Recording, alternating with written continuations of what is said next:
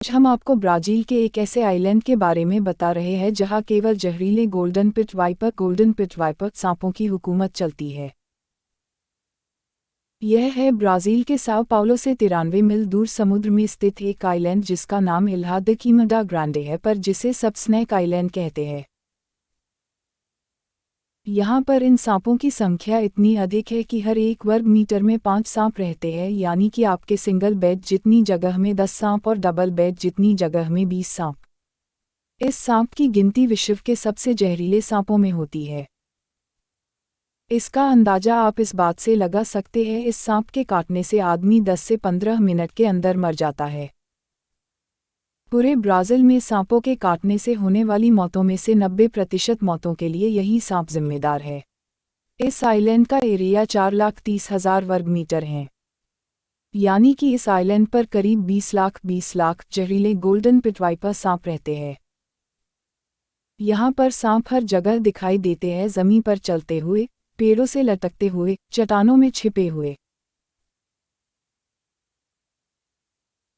जहरीले सांपों की इतनी अधिक संख्या के कारण ब्राज़ीलियन नेवी ने आम इंसानों का इस पर जाना प्रतिबंधित कर रखा है। केवल सर्प विशेषज्ञों को शोध के लिए जाने की आज्ञा है, पर वो भी केवल तटीय इलाके में शोध करके लौट आते हैं। आइलैंड के ज़्यादा अंदर जाने की किसी की भी हिम्मत नहीं पड़ती है।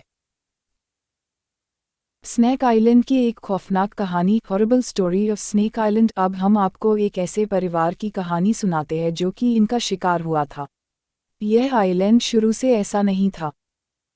यहाँ पर पहले सांपों की इतनी आबादी नहीं थी, और जो थे वो आइलैंड के मध्य वाले भाग में थे जो कि ज़्यादा घना था। यहाँ पर तट के पास एक लाइट हाउस बना हुआ है जिसमें कि ब्राज़ीलियन नेवी का एक कर्मचारी ड्यूटी दिया करता था।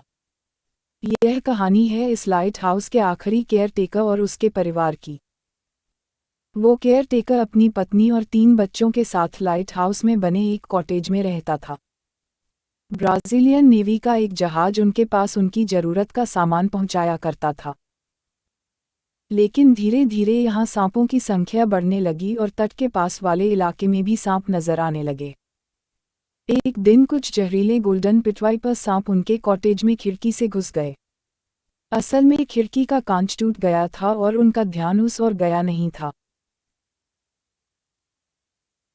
जहरीले गोल्डन पिटवाइपर सांपों को कॉटेज में देखकर सारा परिवार डर गया और जान बचाने के लिए सारे तट की ओर भागे जहाँ की उनकी नाव बंधी थी, पर अफसोस उनमें से कोई भी वहां तक नहीं पहुंच पाया। वे सब रास्ते में ही सांपों का शिकार बन गए।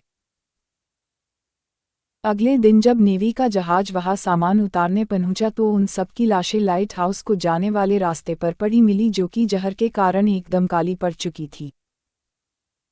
इस घटना के बाद लाइट हाउस को हमेशा के लिए बंद कर दिया गया और इस आइलैंड पर इंसानों का जाना प्रतिबंधित कर दिया गया। इस आइलैंड से जुड़ी हुई एक और घटना स्थानीय लोग बताते हैं। इस आइलैंड पर केले के पेड़ भी बहुतायत से पाए जाते हैं।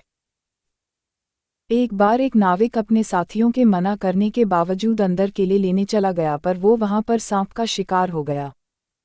वो किसी तरह वापस अपनी नाव तक तो पहुंच गया, पर जिंदा नहीं बचा।